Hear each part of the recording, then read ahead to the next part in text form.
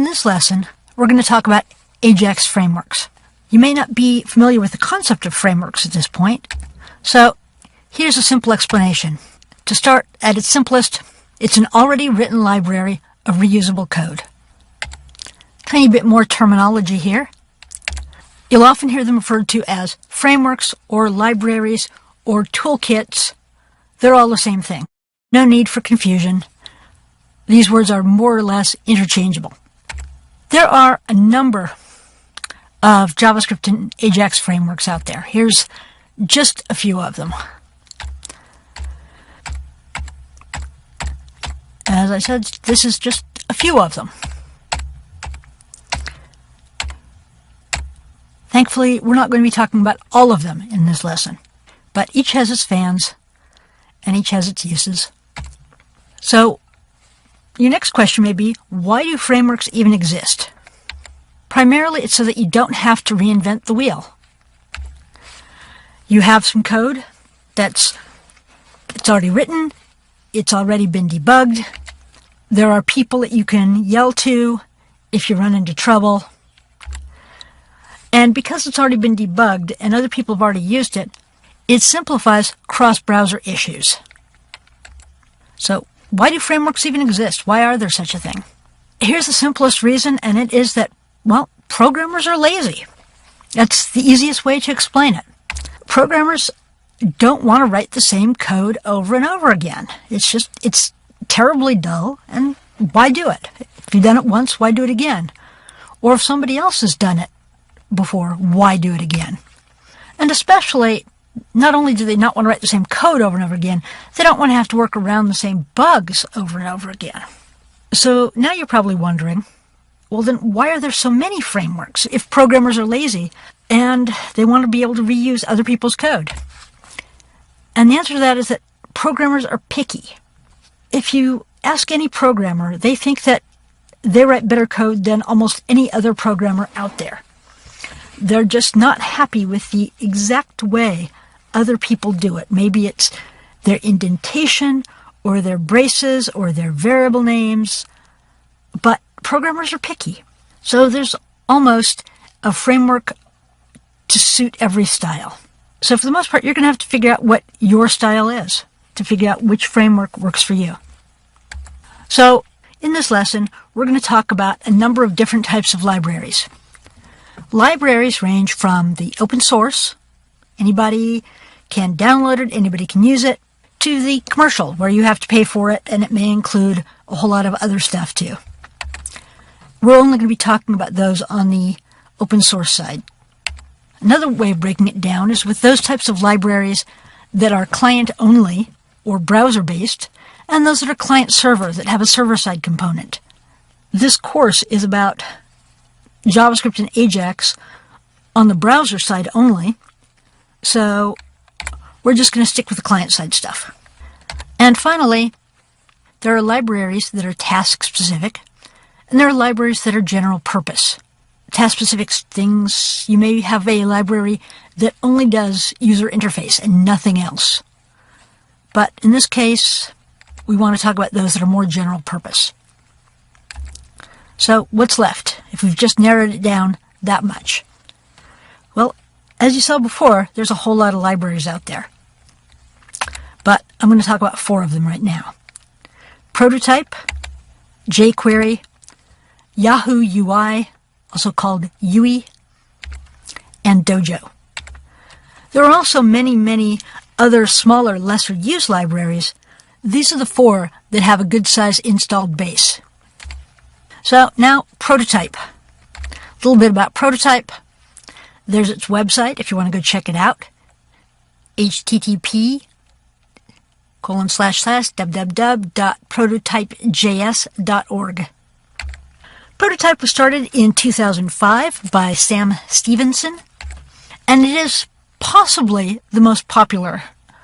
Because the stuff is open source and downloadable, there isn't any way of telling which one has the largest installed base, which one is the most used, but Prototype seems to have the largest developer community. Its specialties are the way prototype developers describe it, it adds features that they say are missing from JavaScript. Something you'll notice throughout a whole lot of frameworks and libraries is that programmers tend to look back fondly on other languages they've known in the past, and they want to bring what they miss into JavaScript. So Prototype tries to do some of that. But overall, it's got very clean, very solid code. It's been around the longest, and it's just good stuff. It's updated frequently. One thing that's odd about it is that it actually does not contain any animations or interactions. All of that are done in a separate package called Scriptaculous. And the two work together, but they are two separate packages. You can find Scriptaculous at script.aculo.us. The other problem is that for Prototype itself, there are very few, little to no live demos. So if you want to go and see how things work, there really isn't much out there in a way of things to copy from, which is really a drawback for something that is so popular. Next up is jQuery. jQuery is at jquery.com. Started in 2006 by John Ressig. And it's a year newer than Prototype, but it seems to be catching on much faster. So at some point, it's quite likely that jQuery may surpass Prototype in terms of popularity. Its specialties, as they say, it's the improved interaction between JavaScript and HTML. A lot of frameworks like to pretend that you don't need to know JavaScript or HTML. jQuery doesn't have a problem with admitting that you should know it, and it tries to make them work together better. And as you'll see in a couple of little examples later on, jQuery code is very short, very tight, and very effective in a small space. And along with that, it also has the smallest file size. Because this is code where you're adding an entire library or several libraries to your scripts, you want packages that aren't going to be gigantic because people are going to have to download them. And you don't want your site to look absolutely huge just so you can do a couple of things. Some quirks.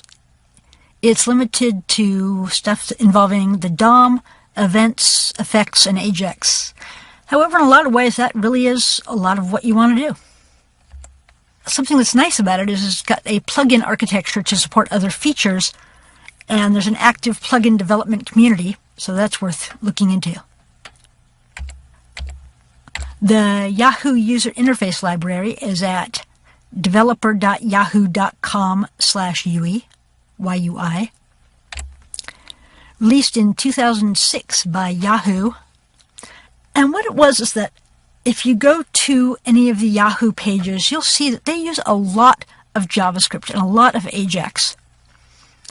And they had started standardizing all of their libraries of code across all of their different products because they've got Flickr and they've got Upcoming and they've got all kinds of things. They've got the My Yahoo, they've got Maps. They started a program to have everybody over all of their different units and divisions use the same code. And by the time they got done with that, they said, we've got a lot of really good stuff here that people have really pounded on. Let's release this to the world, and then a lot of other people can use it too. So they did that in early 2006. And what's one of the really nice things about it is that they released it with a completely open source license. So anybody, commercial, non-commercial, whomever, can pick up the UI stuff and drop it into their product without worrying if they are breaking some license agreement.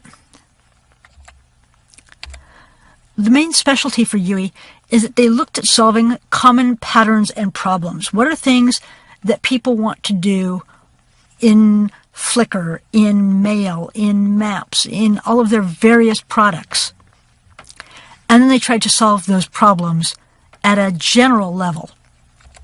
The other thing that's really nice about UI is their stuff is documented. And this is not the case of a whole lot of other frameworks, unfortunately. So if you feel much more comfortable, if you've got documentation, UE may be the place where you want to end up. Some quirks, all the others are completely open source. UE is kind of open source in that you cannot contribute code to the product unless you are a Yahoo employee. So you can report bugs, but you cannot actually send in bug fixes. And lastly, Dojo.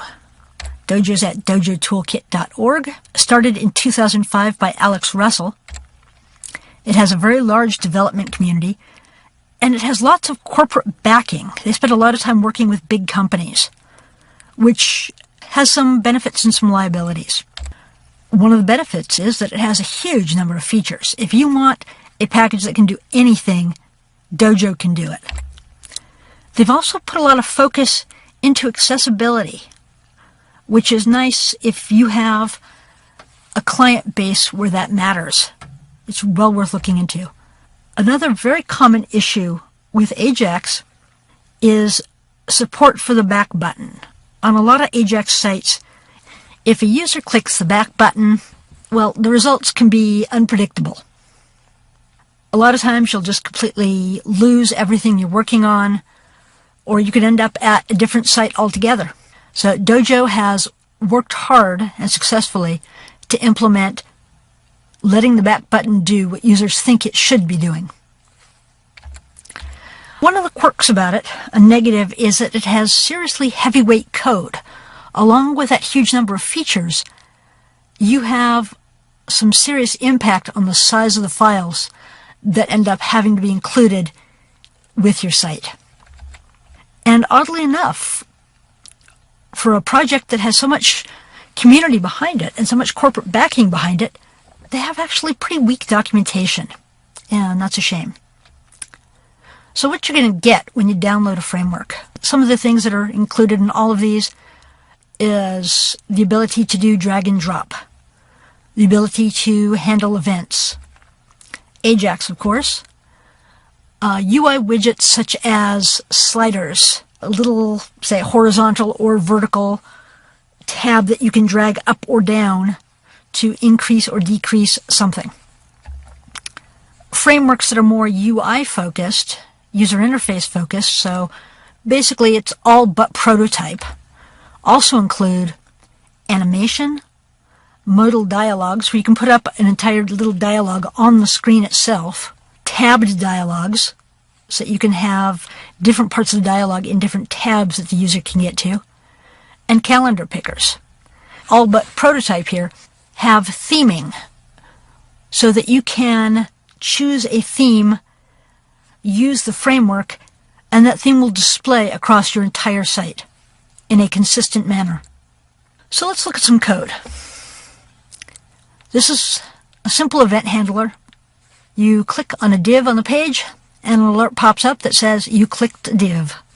So in prototype, you have to do event.observe and pass it a div, a click, and a function. jQuery, it's a little bit different to do the same thing. There's a $sign before the div, and it adds .click and your function. Here's the UE version of the same code. It starts off with Yahoo, all in uppercase, .util.event.addEventListener, div, click, and a function again. And finally Dojo, which does dojo.connect, pass that dojo.byId, my div, click, and the same function. So you can see that they're all quite different, but if you understand how one works, you can kind of see how the others do as well. But what you mostly need to do is figure out which one works for you and which one works the way you prefer to work. Here's another example. A simple XML HTTP request.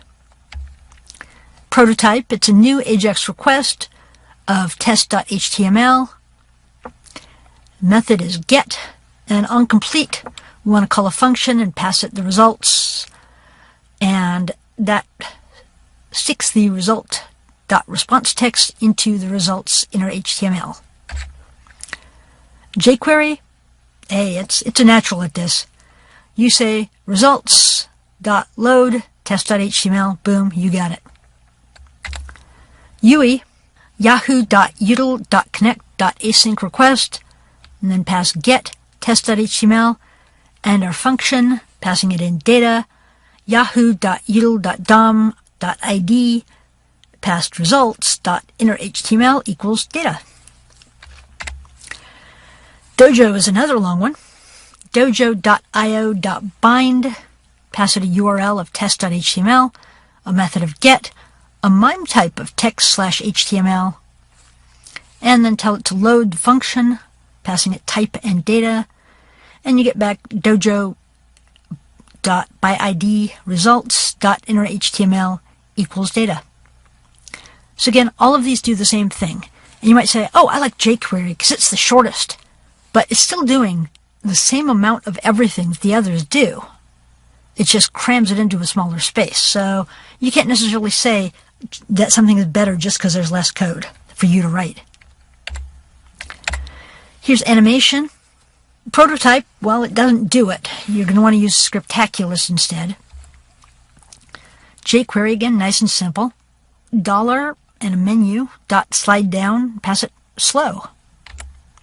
UI, you say new yahoo util.enum, and then pass it list, a width that goes from 10 to 100, comma 1, comma yahoo util.easing.easeout. And that's how it does its animation. It has a width and from and an ending point. Whereas Dojo, you just say dojo.fadeout. Node is dojo.byId list, duration 100. So they each have their differences and they each have their similarities. So a number of different companies have taken a look at each of these packages, and they're all used by some pretty good-sized names. Prototype, for instance, is used by Apple, ESPN, USA Today, and TiVo. jQuery is used by Google and Intel. Yahoo, of course, uses their own product. LinkedIn, Target, and Slashdot. And Dojo is used by IBM and AOL. So a lot of people have taken a look at each of these four and then made the decision that it's the right product for them. So there really is no single winner. And finally, in talk about frameworks, gotta end up with a few gotchas. One big gotcha is using more than one library at a time. Some of these frameworks use variable names that are very much specific to themselves. Others don't. Yahoo, for instance, makes sure that all of its variable names start off with Yahoo in big uppercase letters. So it's very unlikely that any other framework is ever going to start off that way. So you can be sure that their code isn't going to overwrite anybody else's code. However, that's not necessarily true of other libraries. So it's something to be careful of. You really want to try and find one that works well for you and not try and do a little bit from this library and a little bit from that library and a little bit from the other library all on one site, because you can end up with some very odd bugs. Another question is, what browsers does this library support? For the most part, any library is going to let you know which browsers get full support. But the problem is also how quickly do they make sure that upcoming browsers are supported. Maybe you have some site with a huge number of Macintosh users, and so Safari is a high priority for you. But maybe you're using a library where it isn't quite such a big deal for the people behind the library. So you need to make sure that their priorities are in line with yours. Again, I want to mention the back button, as I did earlier. That becomes a real issue depending on your target audience and how clear your web application is. And documentation. At any point, new documentation can be written, new books can come out, so any of what I've said here may have been overtaken by events, but keep an eye out to see if the one you're picking does have good documentation online or even in books. And there's also Lastly, a matter of future-proofing. Frameworks and libraries first started being written in the mid to late 90s during the first dot-com boom. And a few years later, after the dot-com boom busted, new browsers were still coming out, but nobody was around to support those libraries anymore because it was all done by a couple guys in the garage. And one of the guys went off to college, and the other guy discovered girls. And you may have bet your entire company on this library and not even realized it. And all of a sudden, it doesn't have any support anymore. So keep an eye on who's supporting this library, how much of a developer base it has, and what its goals are and intentions are for the future when deciding what to bring into your website. Next up, I'm going to be getting more into the Yahoo UI framework.